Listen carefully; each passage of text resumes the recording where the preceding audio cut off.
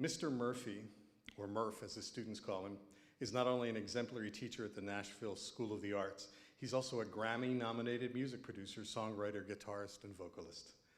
Mr. Murphy's remarkable background ensures he has a lot to offer his students as the director and literature teacher for the school's guitar conservatory.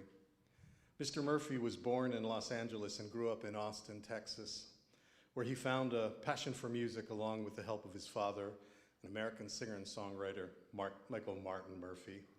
He's had the privilege to tour. Yes? Yes. Thank you.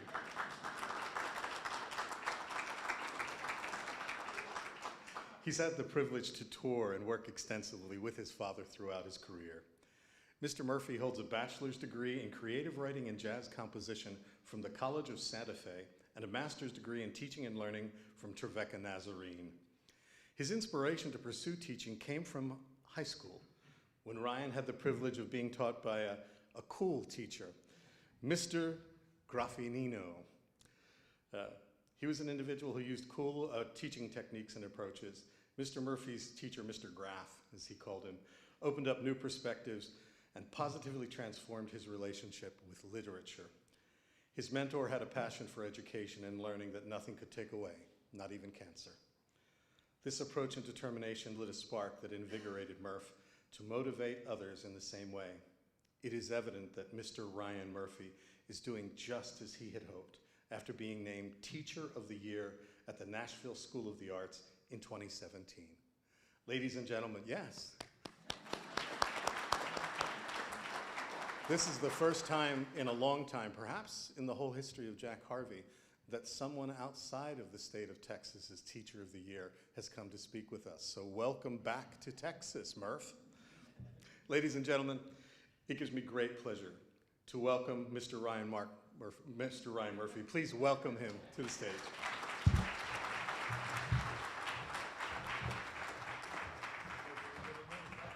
I'll take it.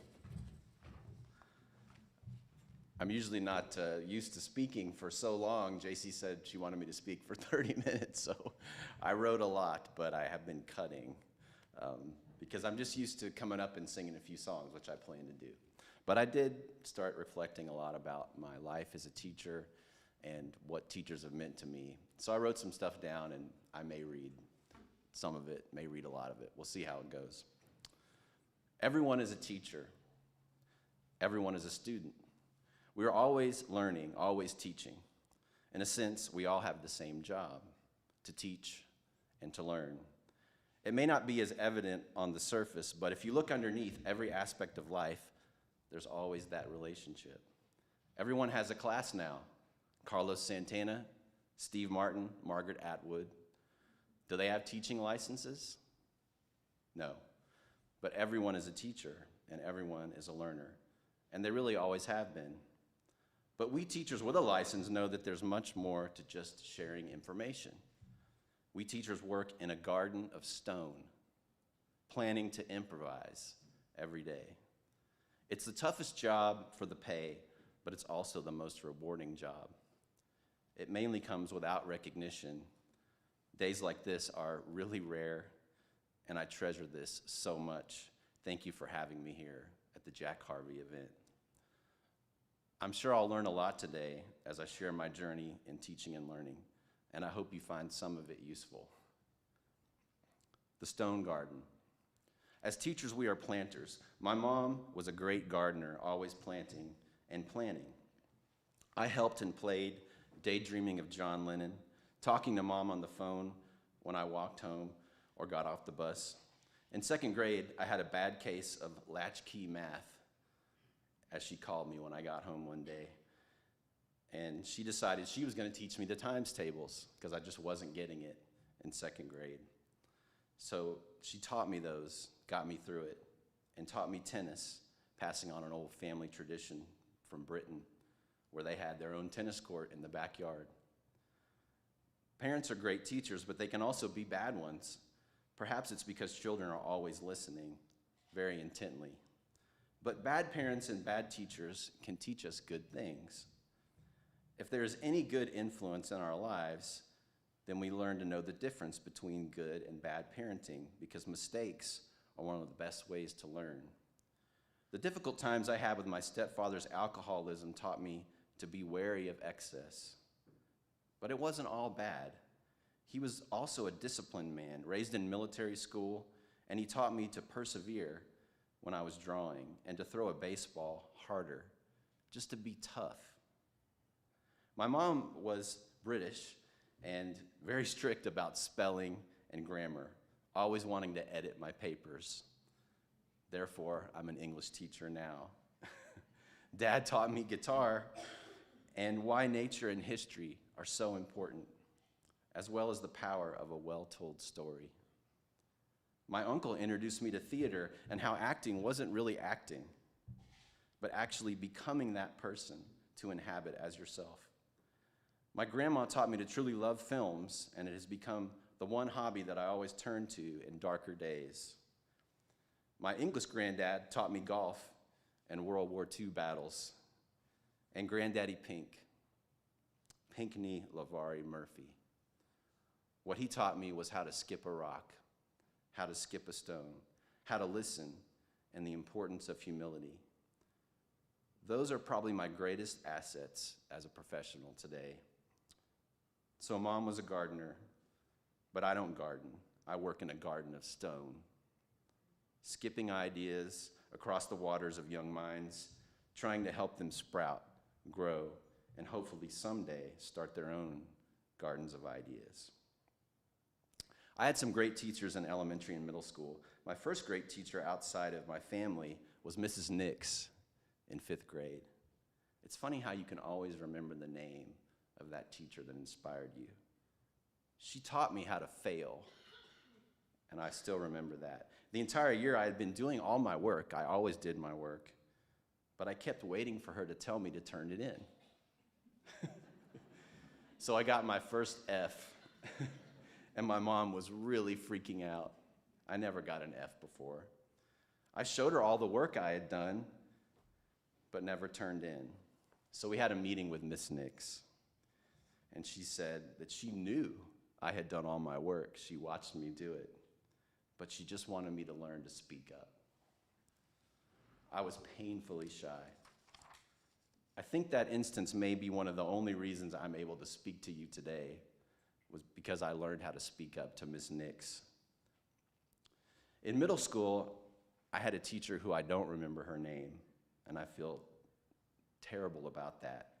But she was the one that got me reading. I still can't believe the books we read in 7th grade. It could be the AP Literature list for my syllabus today. 1984, extensive Greek mythology, Huck Finn, To Kill a Mockingbird. And that was a cool one because my grandmother loved Gregory Peck. We had to read silently every day for at least 20 to 25 minutes. And she never said much. She would just test us at the end of like a 6-week period. I still value that lesson, and I try to create situations where students will truly struggle, but with my safety net close by. Kind of like a ride at Disneyland designed to scare little kids, but then delight them that they made it out alive. Thoreau and Mr. Graffinino. My elementary and middle school teachers were important, but they mainly got me interested in learning about books and stories. But in high school, Mr. Graff didn't care about stories as much as he cared about ideas. He loved Poe and Shakespeare, Arthur Miller, Tennessee Williams, Arlo Guthrie, and Bob Dylan. He also liked American philosophers like Thoreau and Ben Franklin. It was the first time I had read Dickinson and Whitman and Frost. He wanted us to know what people were thinking and then critique it from our own perspective. He actually cared about what we thought. I couldn't believe that. He demanded that we have our own ideas and opinions because he said that's what made this nation great, that anyone could come up with anything and that your voice was important, as well as others' voices. He taught us to be civil in a debate and to avoid fallacies. He taught us that authority was an illusion. I'll never forget the time he made us stay after the bell. The bell kept ringing and ringing, and we were fidgeting in our desks. He wouldn't let us leave. And he said, "What are you, a bunch of rats?" scurrying around the hallways. He, of course, had already written us notes, about 30 of us, to the next class. He just wanted to teach us that a bell shouldn't make you move. Mr. Graff was so cool, and he said a lot of times the same things my dad would say about nature, because Dad was always talking about Martin Luther King, Gandhi, civil rights. He even told me stories of when he used to march in Dallas. I wish I could have been there. But Mr. Graff was really sick, and then he was absent. He had a devastating case of cancer and wasn't at school very often that second semester of junior year. He showed up one day with his head completely shaven, and 2 months later, his arm was amputated. We saw him die right before our eyes every day that spring, but he taught like his life depended on it, like we were going to be his final manifesto. He died the summer I graduated, and I still carry him with me every day, every classroom. Because while we must plan and have goals and hopes, I learned that there's no guarantee for tomorrow. So why not play our songs, our lessons, like it's the last concert on a tour? I still try to do that every day. Sometimes I'm tired, sometimes I'm worn out, sometimes I can't think of anything interesting to say. But then I think of Mr. Graff. I remember the kind of dedication and urgency he brought to each lesson. That often keeps me going another round in the deep of winter, a tough passage from Hamlet, a difficult Bach piece, a Charlie Parker tune that no high school jazzer should be playing yet. But resiliency is perhaps the best lesson we can teach, I believe. And there's no measurement, because we can't ever expect to judge when that lesson will finally coalesce years later. But the seed must be planted. The stone must be cast into the river. So fast forward, and I'm 35, a big jump in time. I've spent the last 7 years on Music Row. I was there trying to learn from the masters of simplicity. You know the adage, 3 chords and the truth. The only problem is, my teachers were never simple. Not even my dad. My dad's music has always been complex until he decided to do specifically cowboy music, which is actually more complicated than you think. But I came along before that. He has an incredible cosmic concoction of country, jazz, rock, pop, bluegrass, Americana that was really unprecedented at the time when I was growing up. But I failed miserably to come up with songs that were simple for the masses, even though I worked with country's biggest superstar in the world closely, Blake Shelton, for years. But fate was determined not to include me in his equation for stardom, and so we gradually parted ways. And I continued to do my best to crank out songs for the market, but never could crack that Nashville code. I guess it's because I'm a Texan. It just never quite fit. But I do love Nashville. They are sister cities. Still, I learned a lot about production, playing in the studio, how to structure songs, at least in the highly commercial sense. My daughter had also been born with a debilitating condition called osteogenesis imperfecta, also known as brittle bone disease. She was born with 7 broken bones, and we didn't know what to do. I lost my publishing deal, and I started substitute teaching like a lot of other musicians in that day, when Apple Music kind of took over and the publishing industry started to disintegrate. Every day I met kids who wanted someone to talk to about ideas, and I began to improvise on the lesson plans that I was left. Sometimes I got in trouble. I especially gravitated towards the tougher schools, and I still don't know why. But I suppose I found out I have a bigger heart than I thought. And the stories I would hear were devastating about what the kids were going through. Murder, prostitution, drugs, gang violence, and they were all so young. I decided against my wife's wishes to leave music, essentially, and go back to graduate school.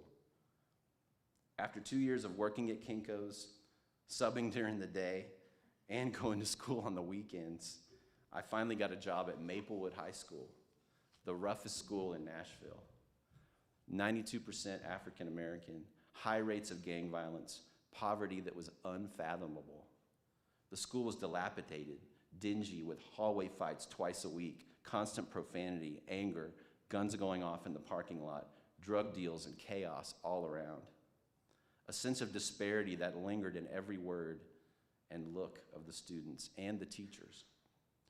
But there was also humor, resiliency, and a communal spirit that poverty produces. When everyone is suffering, there's a shared goal that's often represented in foul language, morose humor, and pranks that are frightening and yet somehow endearing.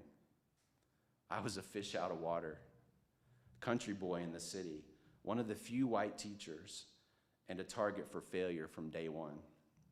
After one semester, my executive principal gave me a group of students that had all failed and put them in one class. She was determined that I was going to fail. One day, the assistant principal came by, and we were reading Romeo and Juliet. She pulled me out in the hallway, and she says, "Why are you teaching Shakespeare? Our kids can't relate to this." And I was just stunned. But I knew I had to stay. One day I saw a kid get thrown into a doorway so hard, his head busted wide open, and I thought he was going to die in a pool of his own blood. I wanted to quit, but then I thought about Fiona, my daughter. I couldn't think of anything else to do. My parents had no answers. My music friends were done with me, but I had to persevere. My wife was overwhelmed and focused on doing her job as the most dedicated mother on the planet. I don't really remember how I kept going. But one day, kids started being nicer. I think it was about year 3. I started getting excited about what we were reading, even though I wasn't supposed to read it. I would turn in a lesson plan, but as I was driving to school, I would think of something else. And by the time I got there, I had forgotten what I turned in. I started talking less and asking more questions. We played games. I made deals. I learned all their urban stories.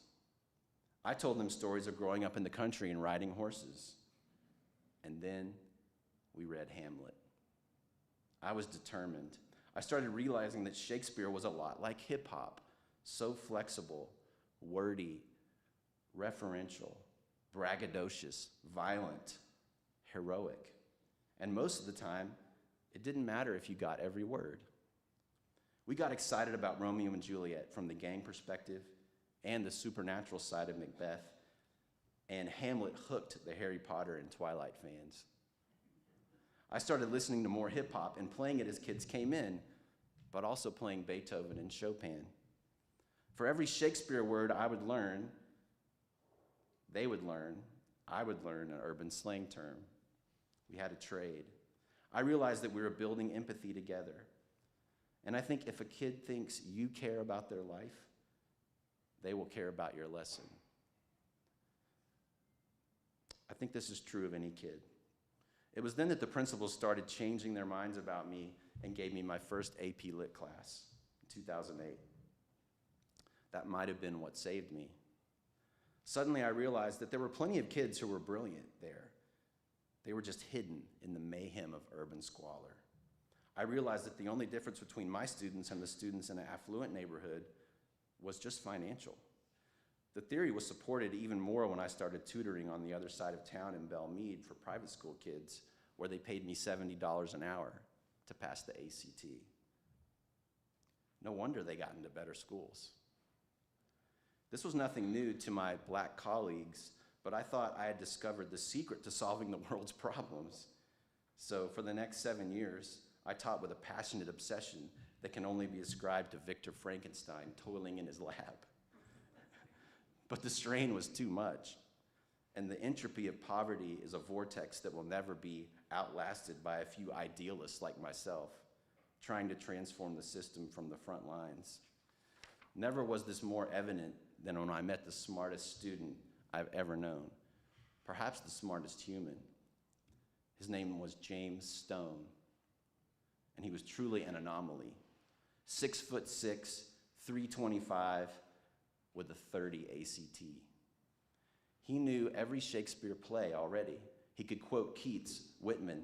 He had already read Joyce, Portrait of an Artist of a Young Man, and Moby Dick. His mother had died at age 8, and his father had diabetes that lost his leg. He was raised by his aunties who worked at the downtown library, and they had forced him to read while he waited for them each evening. I had nothing to teach James.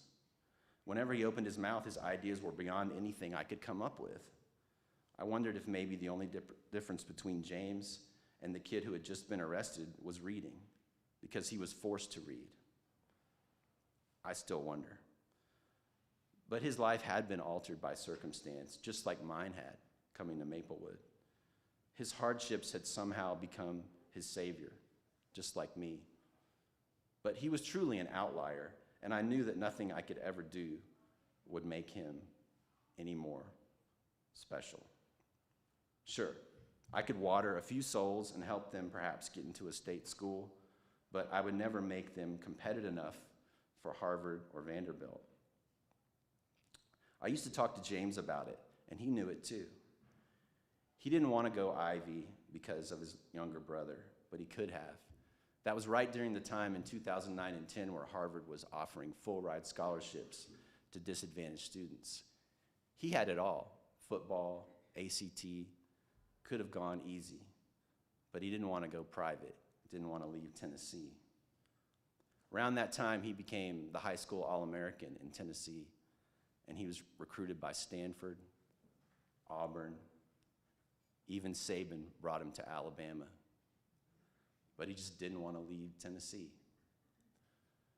He told me that one day after he was in the NFL, maybe 2 or 3 years, that he wanted to come back to Nashville and open a coffee house called the Stone Garden, where young boys could pick books off the shelves to read. I was a little bit frustrated with him because I just wanted to be that teacher that sent him to Harvard. But I knew that James was smarter than I was. So there's only so much you can change, and I knew it was time to go. I was tired, and even though I met more kids like James, there were just too many more kids like Jamari Reynolds, who I remember helping with a research paper one Thursday, and the day later I heard that he had been picked up for hijacking a guy in Belmead, armed robbery and assault, just to get $250 out of the ATM. He got a 15-year sentence. So things like that just wore me down. My wife and I would send him books in prison, and I wrote to him for 5 years. But I knew I couldn't change Jamari's circumstance. They say it's never best to stay longer than 5 years in an urban situation. But I'm proud of my 9 years, so proud of it. And sometimes I miss the excitement of teaching a kid to really read and value literature for the first time. I really don't have to motivate kids anymore. I kind of found that teacher heaven early because my students now are hardwired to comply.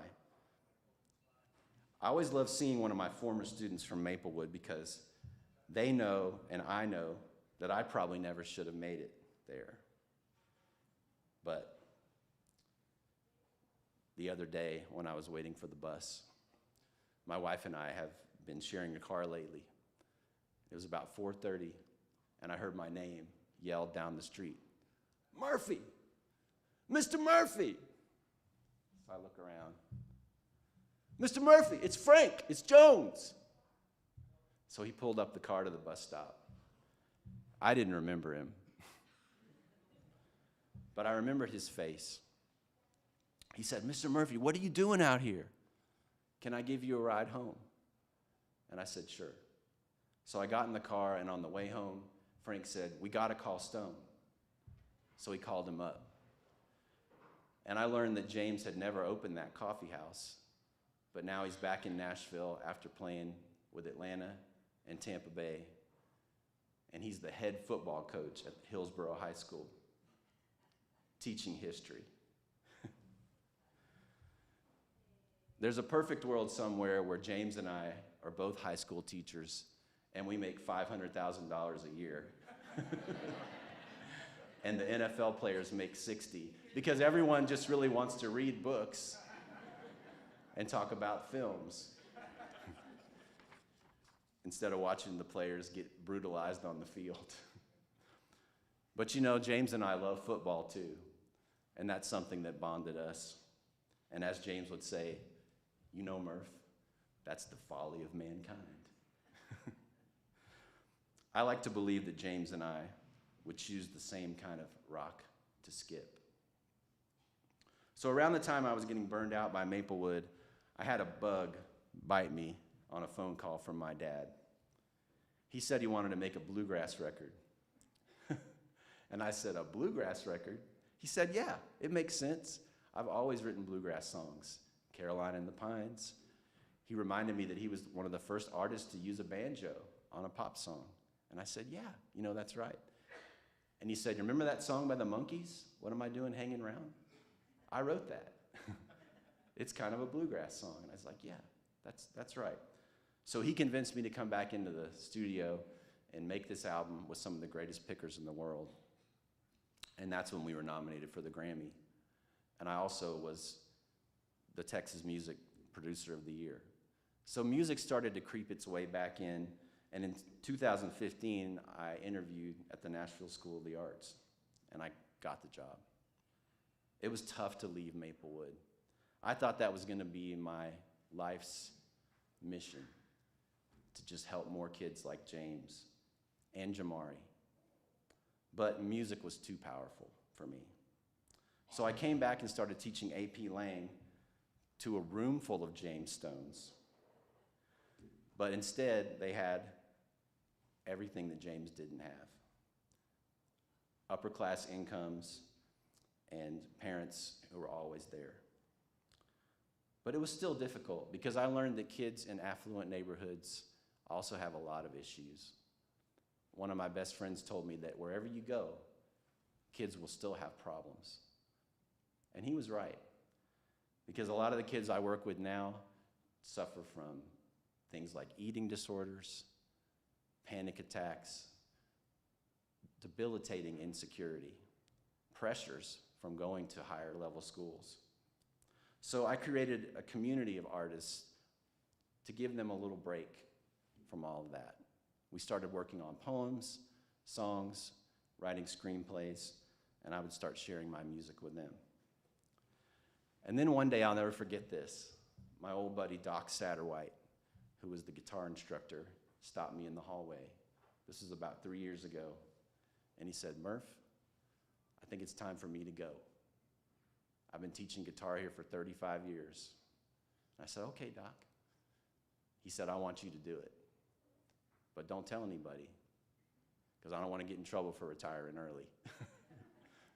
Didn't sound early to me, but man, Doc just made it his life to teach guitar. So that spring semester when he retired, he called me into the principal and they gave me the job. And that's when I knew I was truly in heaven. Irony struck because the principal asked me if I could teach classical guitar. And I hadn't played classical guitar since I was in my teen years.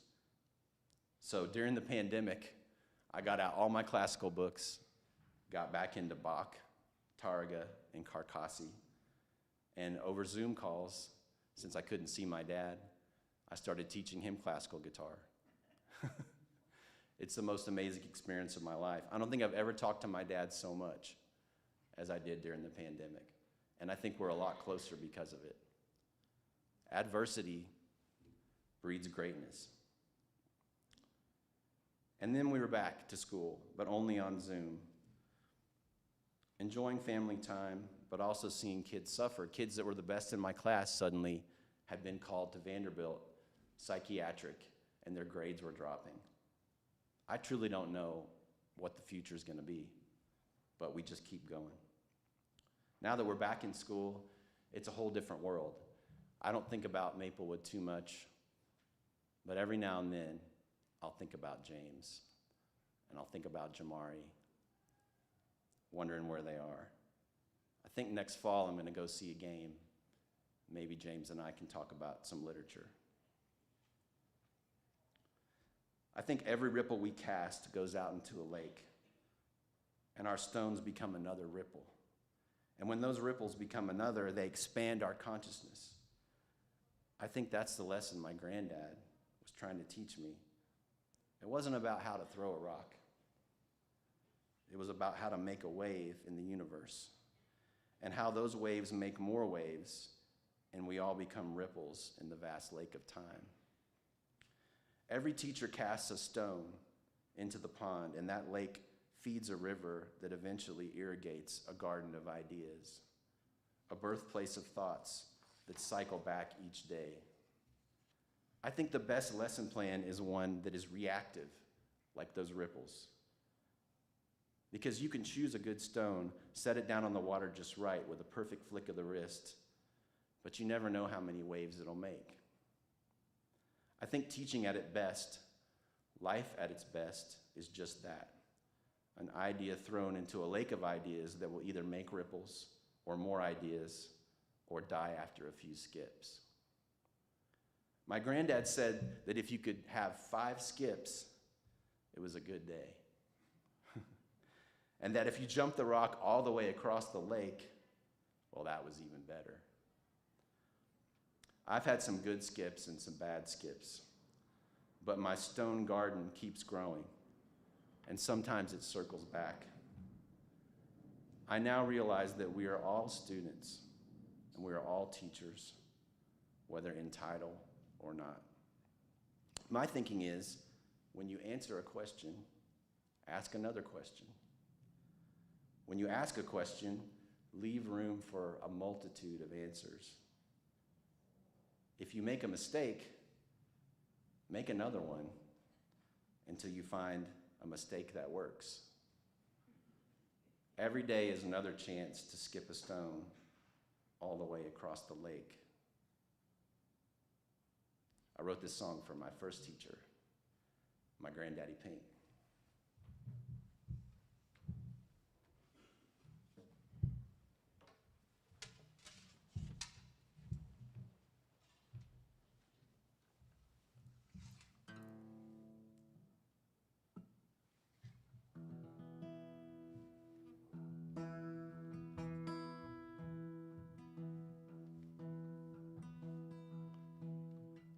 A sliver of time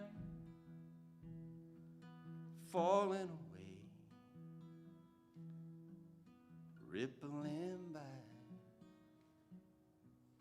into the lake, walking alone, miles from home. Stars were all gone, skipping stones. Granddaddy's hands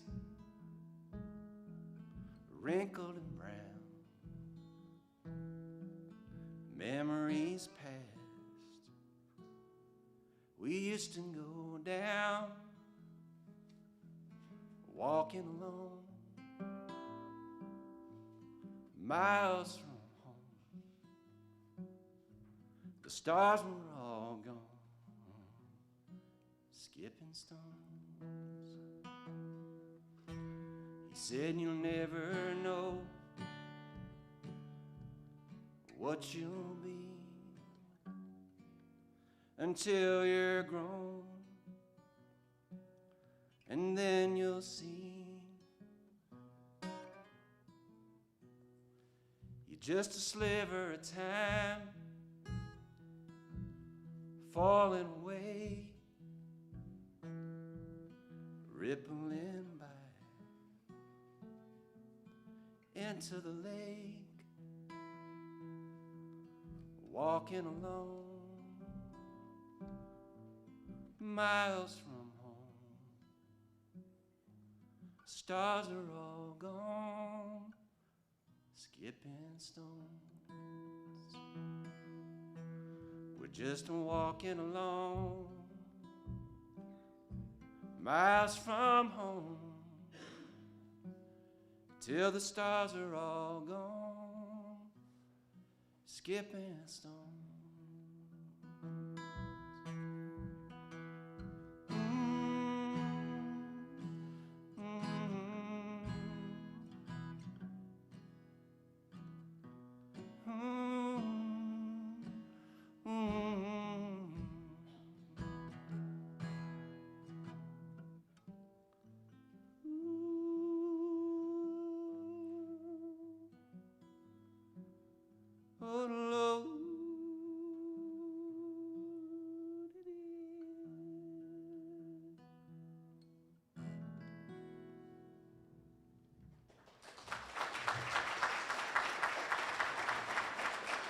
Thank you so much for having me.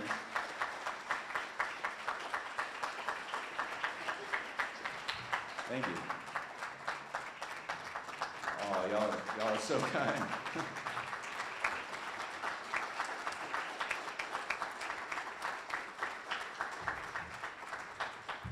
Well, Dad always said when you get a standing ovation, you got to do one more. So, Dad, you want to do one with me? All right.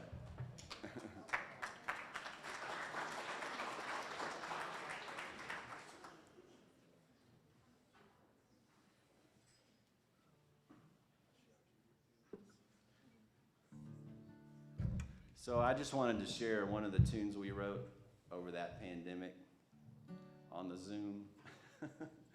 And it's indicative of the kind of teaching that was instilled to me by my college professor, Mr. Greg Glazner, who would argue with me that songs were not poems, in fact. They were not worthy. But we had some good discussions about it, and so with this song, I tried to prove him wrong, because I think sometimes that's one of the greatest things that happens between a student and a teacher, just that dialogue.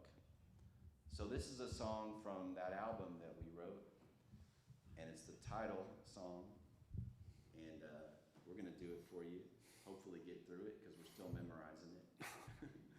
But if you look around this summer, we'll be around these parts playing these new tunes. And this is a song about Georgia O'Keeffe called Road Beyond the View.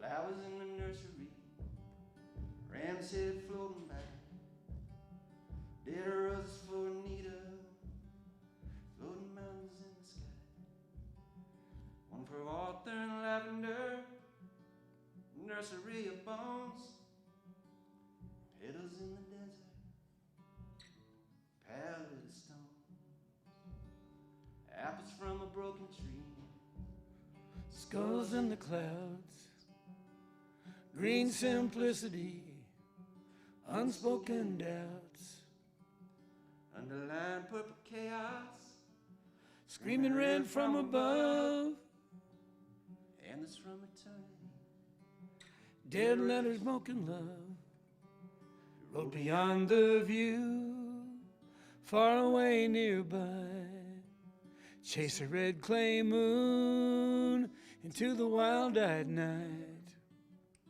Tonight I'm coming home again from a place I never knew.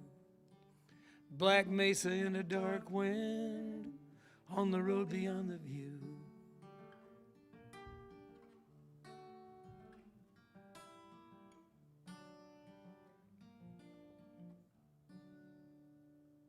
Looking for another place on the road beyond the view. I knew I thought I saw your face far away and close to you, on a canvas hidden turquoise, blue larkspur, spaces of emptiness. I hear the messenger. I want to live beyond the politics, red and blue religion too. Walk the desert playing pickup sticks, saw the medals false and true. Cross the Jesus in the sunset, bleeding heart wasteland, In the cliffs beyond Abiquiu. in a sea of sage and sand, roll beyond the view, far away nearby, chase a red clay moon into the wild-eyed night. Tonight I'm coming home again from a place I never knew. Black Mesa in a dark wind on the road beyond the view. Black Mesa in a dark wind on the road beyond the view.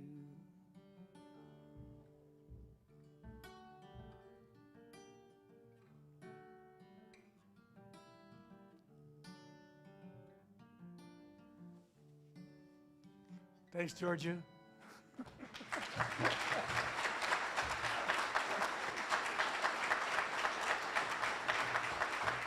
Thank you, Weatherford College.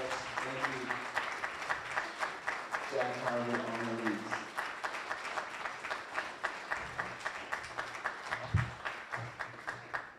Thank you so much, Ryan. We've got a little check and a little gift for you. Ladies and gentlemen, Ryan Murphey, Michael Martin Murphey.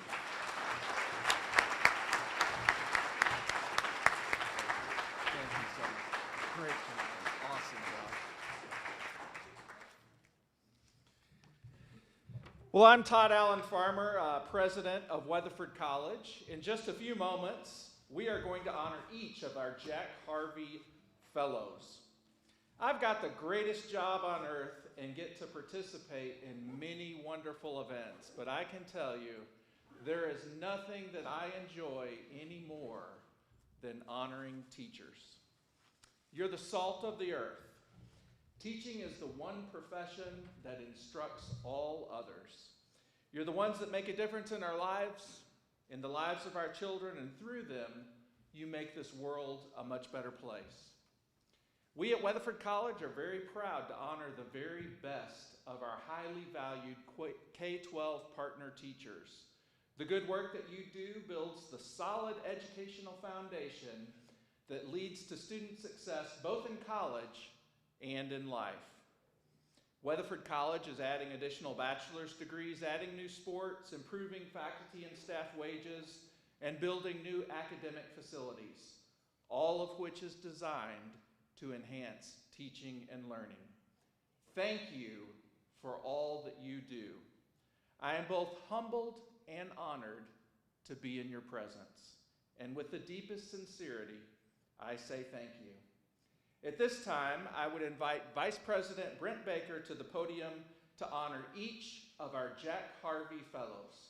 Congratulations.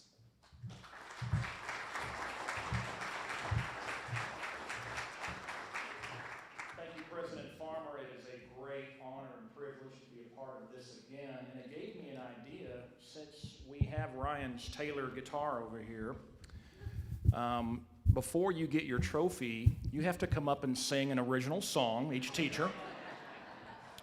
We've got the room for the rest of the day, so... Oh, I'm being told no, we can't do that. I'm sorry. Okay. First of all, I want to note that several of our honorees were not able to come today, so since we are recording this, and thank you, Larry Gillespie, for our YouTube page, I do want to recognize those individuals. Please hold your applause as we recognize these 9 individuals that couldn't be here today.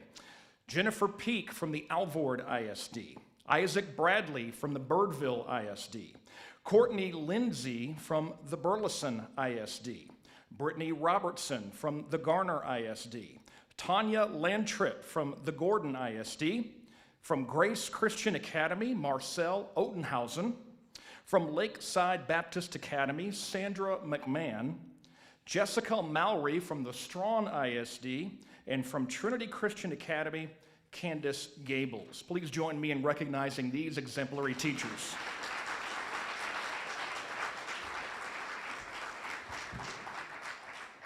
And now we have President Farmer and board members Sue Cody and Leila Morris, who both themselves retired from many years in education.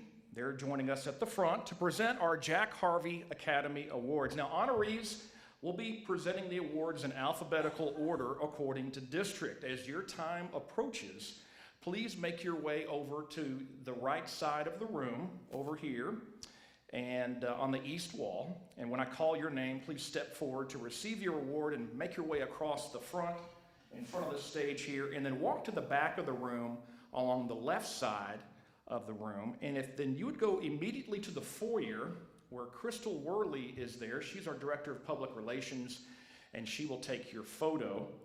And then you can make your way back into the room and take your seat. Now, we will be taking a group photo of all the recipients here today immediately after the presentation.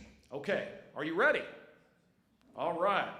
From the Aledo ISD, teaching kindergarten at Coder Elementary, please welcome Amy Chumbley.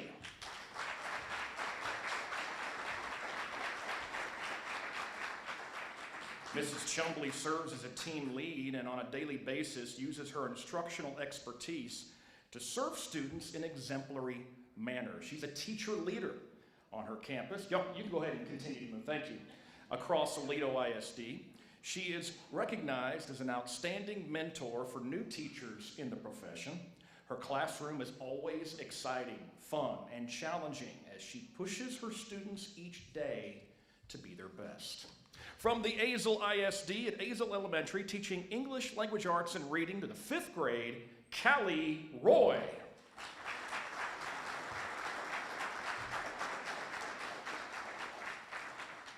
Mrs. Roy's nominator recognizes her as caring, positive, respectful, kind, and compassionate toward staff and students alike, always searching for innovative teaching techniques. Mrs. Roy models and shares her practice with others to improve instruction across their campus. She is truly a selfless individual who is always seeking to benefit others by sharing her positivity with everyone around her. From the Bluffdale ISD, teaching technology pre-K to 6th grade, Kylie Birch.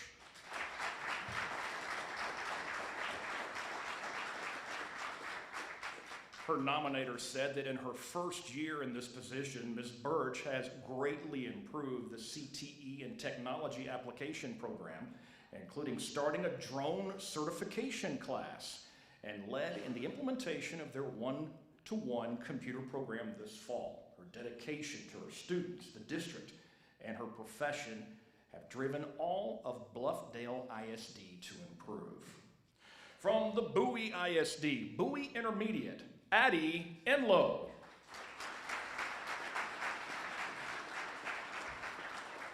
She teaches fine arts and gifted and talented, 4th and 5th grade. Her nominator says that Addie is a pillar in their school and in their community. She finds opportunities to connect community happenings with the projects and programs that she works on with her students. For example, Addie taught students a drum and hula hoop routine, which they performed at the Chicken and Bread Days Heritage Festival. Now that's something I want to go to, Chicken and Bread Days. She recently co-hosted a family art night that brought the community into the school to participate in creating holiday art projects as a family. From Bridgeport, at Bridgeport Middle School, teaching mathematics in the 8th grade, Chad Berardi.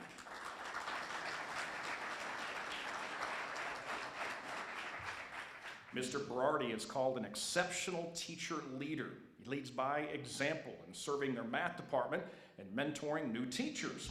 Mr. Berardi plans engaging lessons with powerful instructional strategies. He provides immediate feedback, whether it's guided practice, independent practice, or an assessment.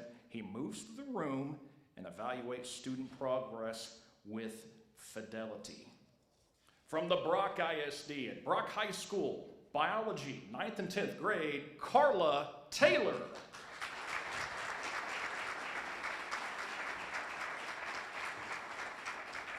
Her nominator says that Carla is a motivated teacher that is passionate about biology and challenges her students each and every day. She designs her lessons to incorporate as many labs and hands-on experiences as possible. The kids work hard for her and know from the beginning that she has high expectations. Students from prior years continue to flock to her class to see her daily. From the Castleberry ISD at Marsh Middle School teaching history, Parker Bowman.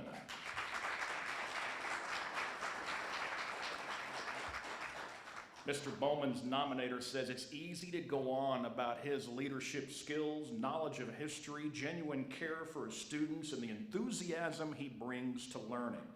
Mr. Bowman uses humor in his teaching. For example, he has students create memes to explain the Bill of Rights, and they dress up as kings and queens to simulate taxation to the colonies. Students look forward to Mr. Bowman's class because of his genuine love of learning and passion for history. From the Chico ISD, teaching pre-K at Chico Elementary, Diane St. John.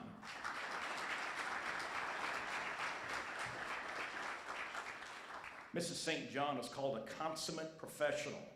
As the lead pre-K teacher, she possesses keen skills in what they call kitten herding. I can imagine. What she manages to impart to 4-year-olds is nothing short of amazing. Her knowledge in special education was realized when they suddenly lost their teacher to health issues, and she stepped up to support their most needy students, and a former Weatherford College student. Very happy for that. From Cross Timbers Academy, teaching math, 9th through the 12th grade, Deborah Savage.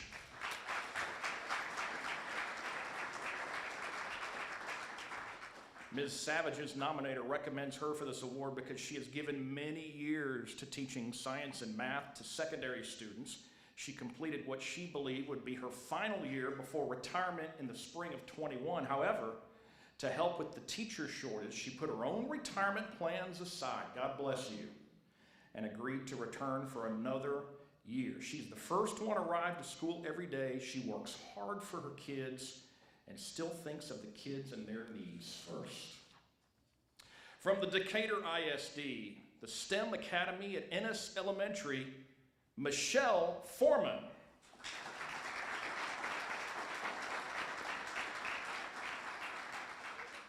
Mrs. Foreman's nominator says that she is an exemplary teacher because she invites questioning, encourages problem solving, and supports the process of learning. She sets high expectations for her students to work hard and do their best. Her students are taught to approach challenges with creativity and determination. And she's also a former Weatherford College student. From the Elite Christian Academy, teaching English, history, geography, Spanish, career education, 5th through the 11th grade, Sherry Bozer.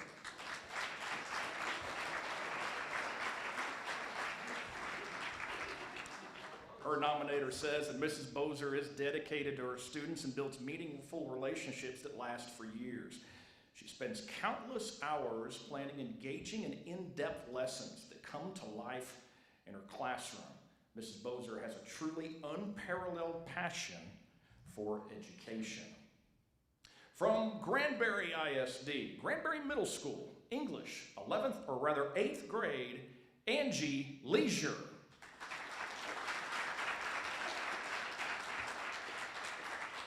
Mrs. Leisure is constantly and passionately pursuing student learning and outcomes, finding ways to make learning relatable, as well as seeking ways to lead and represent the best in education. She routinely develops fun and exciting activities for students, building relationships with her colleagues, and is involved in several leadership roles to help drive the mission of the Granbury ISD. From Jacksboro High School, biology in the 9th and 10th grade, Craig Parson.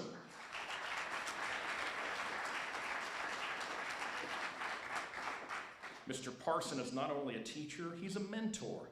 His nominator said Mr. Parson's room has an amazing student-centered environment. This year alone, for the biology EOC score, his students were 21% above the state average. You can find Mr. Parson teaching during the day and then at most extracurricular events after school. Mr. Parson has made his nominator a better campus leader, and and brought new ways of student engagement to their campus. From the Joshua ISD, the Joshua 9th grade campus, teaching algebra, Daniel Breedlove.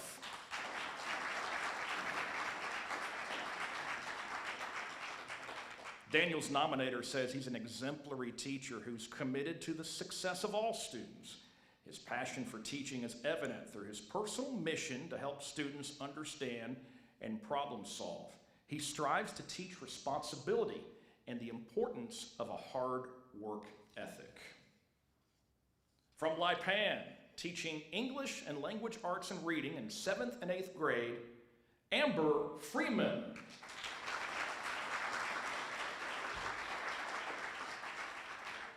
Mrs. Freeman has been a great addition to Lipan's junior high English language arts program. She's always finding new and exciting things to implement in her classroom, as well as setting high expectations.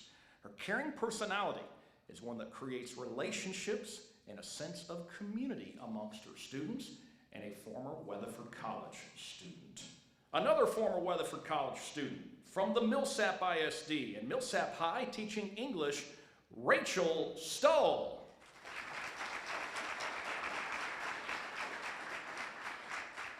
Her nominator calls her an amazing English teacher. Mrs. Stoll inspires students and staff with her creativity and passion for her content. She's an amazing team player and works countless hours on her lessons as well as for the Millsap community. She volunteers to be a teacher mentor each year and works hard, going above and beyond, not just to her students, but to all of the students and staff of the district. From the Mineral Wells ISD, Lamar Elementary School, teaching bilingual education in the 1st grade, Anna Dowling. Anna. Is it Anna? Anna Dowling, thank you. Mrs. Dowling loves her students and fully embraces her life's mission of preparing children for a bright future. Her enthusiasm, dedication, and innovative mindset are contagious. Anna has done so much to grow a high-quality bilingual education program in her district. She's a mission-driven teacher, and Mineral Wells ISD is blessed to have her serving their students every day. All the way from the Munster ISD, Munster High School, English Language Arts and Reading in 7th and 8th grade, Stacy Hightower.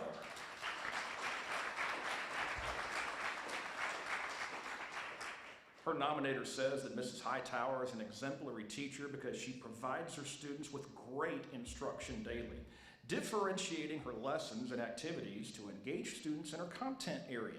She also supports students in UIL one-act play and UIL academics and leads them to successes in and out of the classroom. She's called committed to her teaching and is always willing to think outside the box. From Palo Pinto ISD at Palo Pinto Elementary, teaching 3rd grade, Gail Taylor.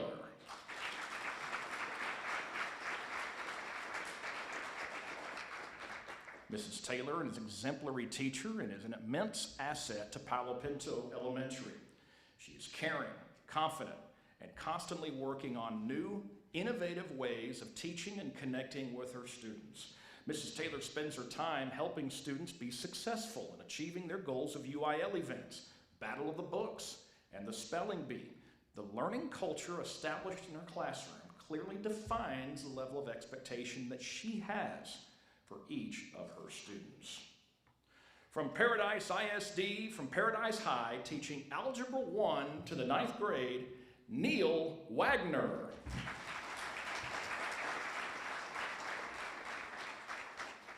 Mr. Wagner is an excellent teacher and has a great rapport with students. He's passionate about mathematics, does whatever it takes to help students lay a firm foundation in algebra so they can be successful for many years to come.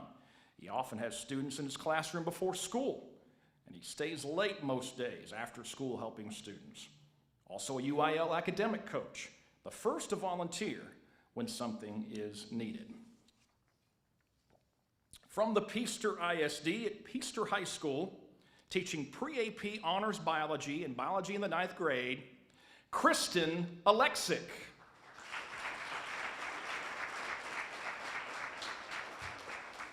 Her nominator says that Kristen is the type of teacher that Peaster High School would like to clone. She is demanding of her students, yet she's understanding and empathetic. She teaches engaging, meaningful lessons with passion and enthusiasm that instill a love of science in her students, a strong mentor to all teachers, and regularly volunteers her time and energy as their campus UIL coordinator. From the Perrin-Witt CISD at Perrin-Witt Elementary, teaching first grade, Shelly Greene.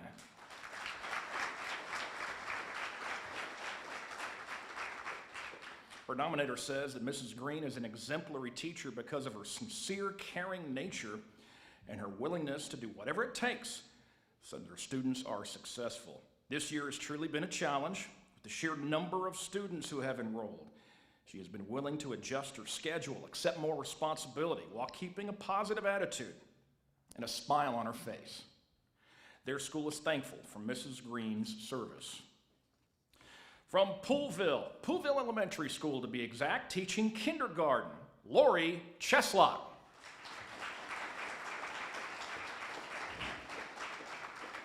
Mrs. Cheslock's nominators said that although good teachers are crucial for every grade level, it's especially important that kindergarten teachers are effective. Mrs. Cheslock's passion, patience, creativity, flexibility, respect for others, high energy, and content knowledge allow her to be the greatest teacher their campus and their students have ever seen. From the Santo ISD at Santo High, teaching science, Jackie Jeter.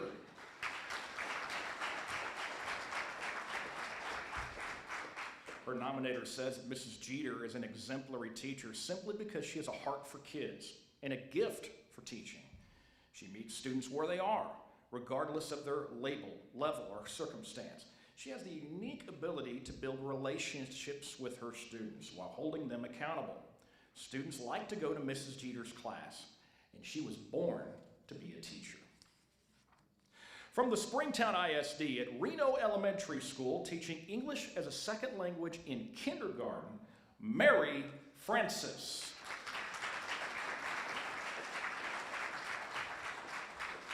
And before I let Mary go too far, is Janice Francis here? Would you please stand up? Janice Francis is Mary's mother, and she was a Jack Harvey awardee in 2002, 20 years ago.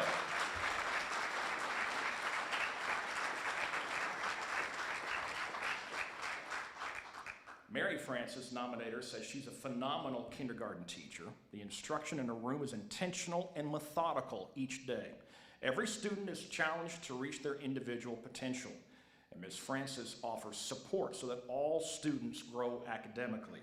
She has shown excellent classroom management skills and has developed a rapport with parents, colleagues, and students.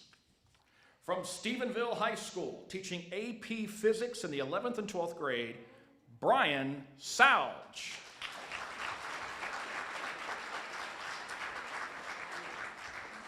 Brian enjoys seeing the difference he makes as students gain new insights, become more interested in the subject, and learn about themselves. He fosters creativity, develops character, gives students lenses with which to view the world, and provides students with the skills they need to reach their potential and lead productive lives. Another former Weatherford College student from the Toller ISD at Toller Junior High, teaching reading, Sue Merkel.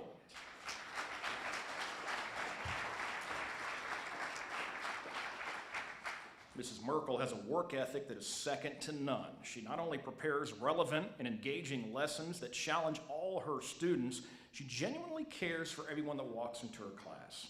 She sponsors academic UIL teams and has each of her classes sponsor community service projects. Her classes even sponsored several angels from the local angel tree this year.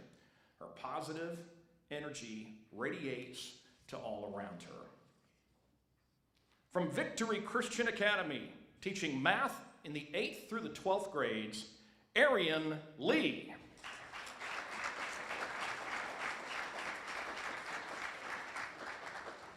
Ms. Lee is a dedicated, driven, motivated, disciplined, and extremely hardworking individual that gives her all to the students she teaches. Ms. Lee generously gives her time to her students early before school so they can have a great understanding of the material that she is teaching. Victory is extremely honored to have such an outstanding teacher and a former Weatherford College student. From Weatherford Christian School, teaching kindergarten, Sarah Vick.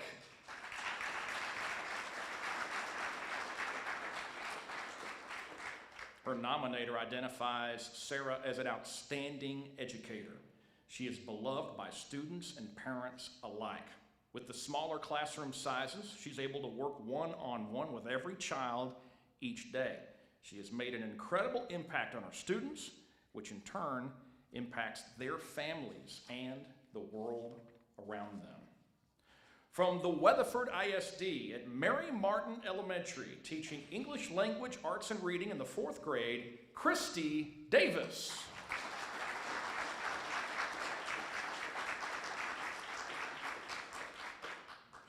Christy has an incredible ability to connect with students and engage them in the learning process. She makes everyone around her better and inspires others to give their best effort in the toughest of times. Her smile and energy light up the classroom and make kids want to come to school and be excited to learn. And finally, from Weatherford College, our Phlebotomy Program Director, Nina Maniotis.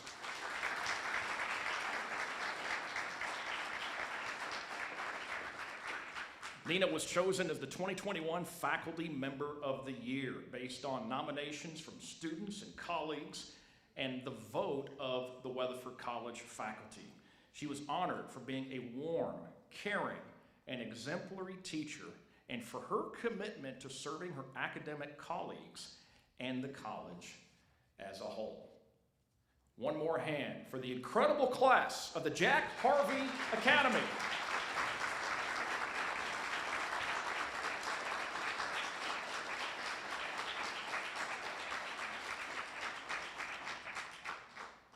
What an incredible group of people. At this time, I would like to ask all of the honorees to please stand up right now and go into the foyer and outside for a group photo. And everyone else could please remain seated at this time. Only today's honorees, please go outside for your group photo.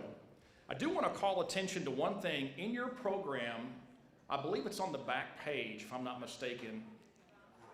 No, it's not on there. Well, there is information about Jack Harvey, the exemplary teacher this event is named after. It's actually on our website, if you'll check that out. A master, there it is. It is in your packet, in your folder. Thank you.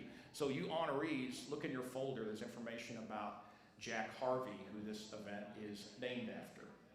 Okay, we are about ready to get started with lunch today. We really appreciate all of you for being here. And I tell you what, we're going